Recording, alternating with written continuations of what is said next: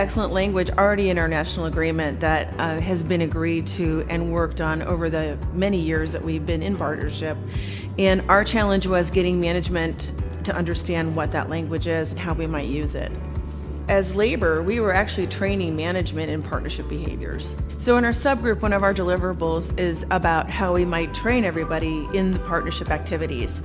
And this includes all labor, new employees, old employees, managers from top to bottom, side to side. We want to make sure everyone knows that we have excellent language and that they have access to it and know how to use it. So we wanted to support our union and go for our bargaining negotiations. We went into one of the groups and we're in the middle of the labor caucus. As an observer, we were able to participate into the discussion and vote on things that were important to our union members and what's important to us. Since it was my first time being an observer, I didn't know we can do that. It actually makes us feel like we're actually part of the bargaining and trying to get onto the table, so I thought that was pretty cool. And we have a voice in our union and what we say matters.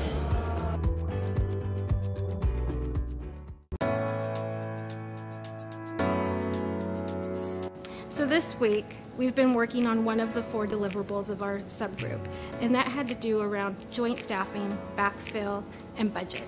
We have great language that's already part of the national agreement. Problem has been is the language is all over the place in the national agreement, and then there's also been a lack of knowledge or education that it's there.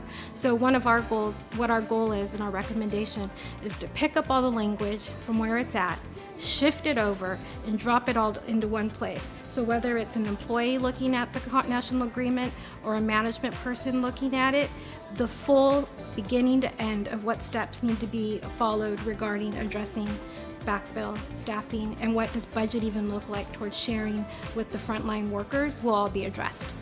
And so our work here is not only talking about the national agreement and what we're coming out with as a settlement for our new contract, but also how are we going to rejuvenate our labor management partnership back to its core roots?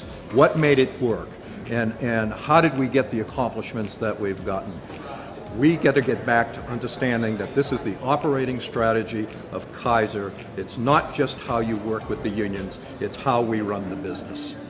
The last 3 days have been an interesting journey, and it was apparent that management was not aware of the content of the national agreement. So Charmaine Morales, our co-lead on the operational group, very thoughtfully brought in 3 books of the Labor Management Partnership Agreement.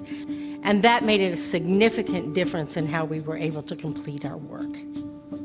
It was very powerful this week to have our observers present, to slip us notes, to weigh in on conversations, to give us examples of how we might improve something, and how the story actually plays out at the local level. It was powerful, it helped the membership, it helped the leadership team. So with that, it gave us the opportunity to reach consensus on some things that we might not have otherwise done so. We have a lot of work to do. We are by no means finished with our work, but we invite you to come out and participate in the next round of bargaining sessions, which will be June 25th and 26th at the Costa Mesa Hilton Hotel.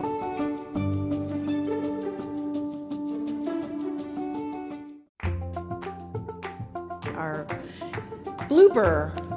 Say that again.